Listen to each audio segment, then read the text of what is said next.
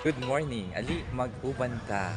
Atong bisitaon ang Tan Kings Parish. diri sa ilang museum makita nato na ay ah, nagkalain-lain nga mga ceramic jars. So naa siya dated 1890, lime vase dated 1890 during Nguyen's dynasty. Ikaduha dated 1700s. So ancient ceramic jar. So dedicated again to Father Tuan. Na sila'y chalice box. Diri nga side naa sila'y so mga nails. Okay, and nails together.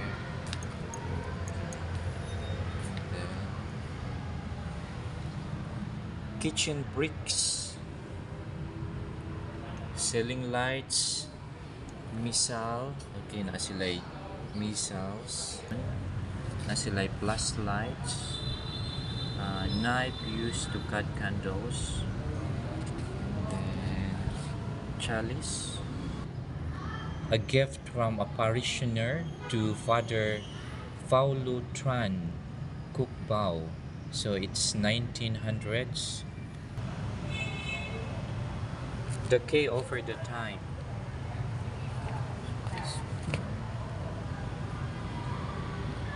Dedicated from Father Tran Cookbao by a parishioner, 1950.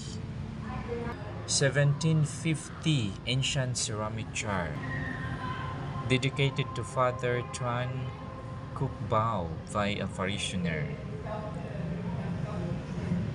So nindot kaayo. And then naa siya ay 1350 Father Tran.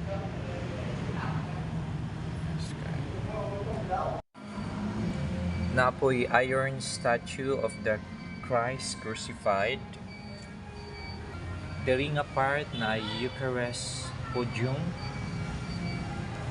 na mga candlestick used in masses, 2 aluminum candlesticks. Okay. And then wooden tabernacle, ostersorium, na ay storage chest. So para sa basement. Na sila ay old typewriter.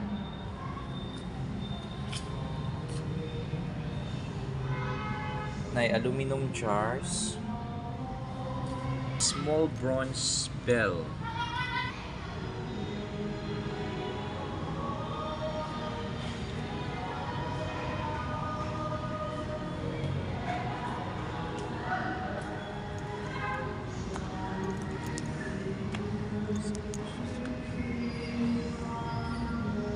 Nabot sila yung nagkalain-lain nga outdoor speakers.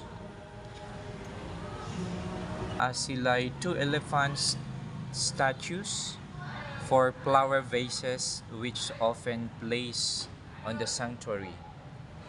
So kani siya. Naa sila aluminum kettle, small bronze bells,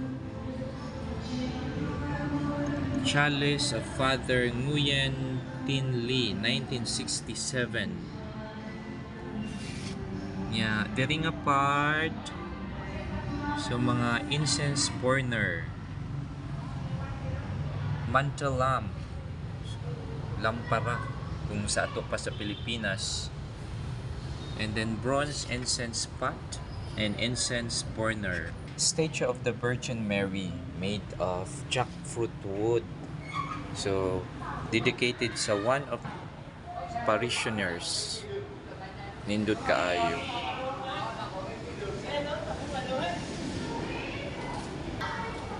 Nya na motorbike, old motorbike.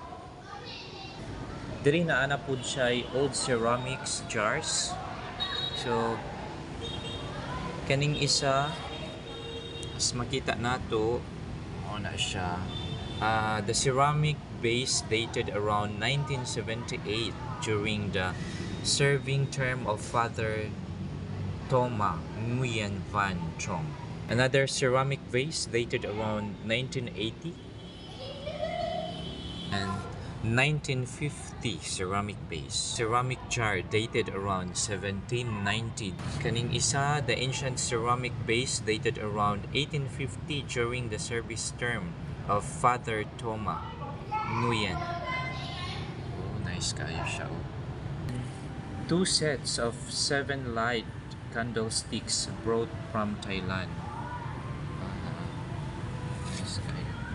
Then flower vase made from artillery shells, 1944.